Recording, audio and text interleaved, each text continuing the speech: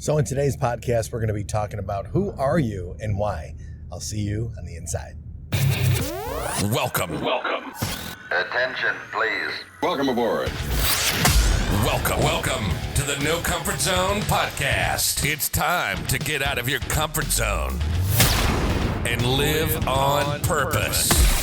Broadcasting to the world from Rockford, Illinois. This is your wake-up call. Warning. You are the solutions to all your problems. Stop thinking average. Become the hero version of yourself. Every day, every time, without fail, no exceptions. It all matters. You've entered the No Comfort Zone. It's time for a reality check. You ever ask yourself, are the people around you happy? And if so, why? I look at people that are in my life and I look at people that are dealing with problems, and you look directly at the people that are associated with them or the people that are in proximity close to them and then also emotionally close to them as well. And what I'm finding out is that there's like a correlation between their happiness and your happiness. And I believe in some way we're all connected. In the No Comfort Zone podcast, my whole goal is for you to get a level of self-confidence so that you don't necessarily have to rely on other people for your happiness. It's provoked me for the majority of my life. I relied on my happiness based on the other people's around me, their feelings, their emotions, their contributions, their opinions of my life. And it's such a, if you're in the therapy world out there, if you're a medical professional, behavioral health, anything like that, you know how dangerous that can be. So what I had to do, instead of being a people-pleasing person, is I had to reinvent myself. And my hope is this. My hope is that as you listen to this podcast, you can identify why it is you make people happy. What's your reason for being? See, I want people to be happy around me as well. But I don't want to do it at the cost of losing who I am as a person. Being a people-pleaser and not a self-pleaser, there's a fine line between it. You could be self-centered. You could be self-centered. You can be selfish, narcissistic. There's so many different levels that you can go that direction, but then there's the other way. And I know a lot of people that actually listen to this podcast, or at least a few of you that I've spoken to, that you're trying to desperately please other people and be accepted by other people. And these are people that actually have some pretty important titles. These are people that are, you would say they're in great relationships, and I believe most of them are, but there's an insecurity on what am I doing as a man, as a person, to make the people around me better. And here, I'm going to tell you this in the No Comfort Zone. I'm going to tell you that my discovery, my entering into the No Comfort Zone, something I didn't realize was going to happen, something that was going to change me forever, was when I truly began to say, you know what, I don't really care what people think about what I'm going to do. I'm just going to be, and I'm going to be me and whatever makes me happy. But the difference is, before what would make me happy, before the accident, before the hospital, before everything that happened, I was the person that was self-seeking pleasure. And I would use it and didn't really know it at the time, but I would manipulate or control people to a point. And folks, I'm saying this is like 20 years ago, 25 years ago. If I do this passive aggressive, then I expect you to do that. So I was self-seeking pleasure or get a good opinion from somebody about who I am based on what I would do for them or on my ability to get a certain thing done. I had to change that about myself. And when I did change that about myself and I realized I'm not going to rely on the other people's opinions, their behavior, their emotions, I'm just going to be the best version of myself, it's really when things started to work out for me. And I had to dive deep into who I was as a person. And I suggest you do the same. Grab a journal and ask yourself a question. Why do you make the decisions you make? What decisions have you made? And what are the consequences, good or bad, for those decisions? You could start with the worst point in your life. You could start with the best point in your life. You could start with what happened yesterday, but start identifying why you are where you currently are. What decisions did you make? I always go back to that. You can make a bunch of decisions, but what actions did you take on top of it? And when I started to find out this combination of who I was as a person and what I really wanted to be, and I started to work from who I was to where I wanted to be, and I went from A to B, things started to change on the outside. I started to get different results. I started to have different accomplishments. I started to feel different about myself. And the crazy part is, I started to have gratitude for the close people that were around me emotionally in proximity. I started to really appreciate being part of a community. I never felt that before.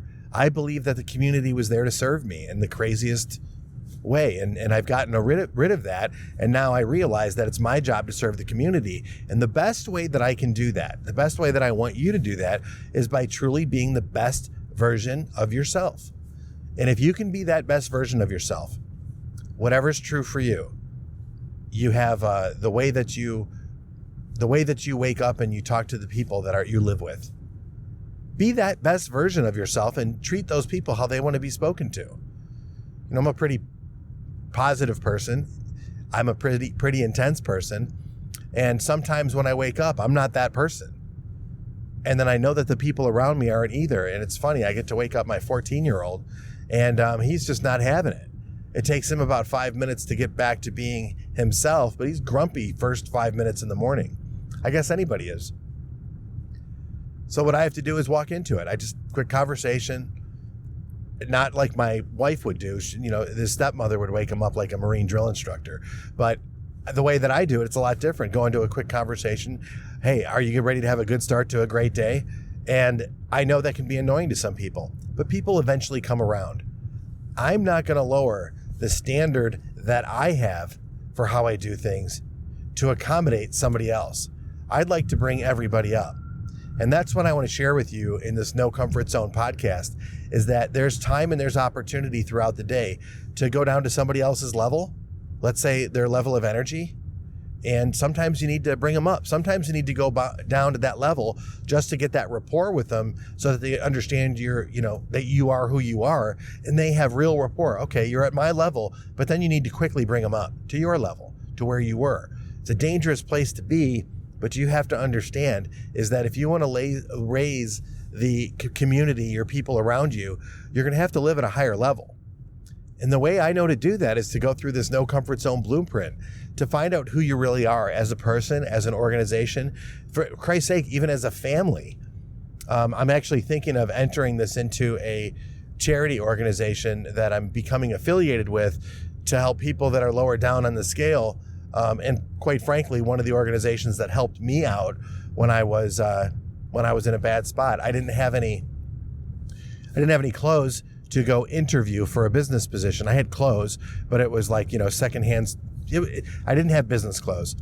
So this organization found out that I did go on a retreat, that I'm trying to live a sober life.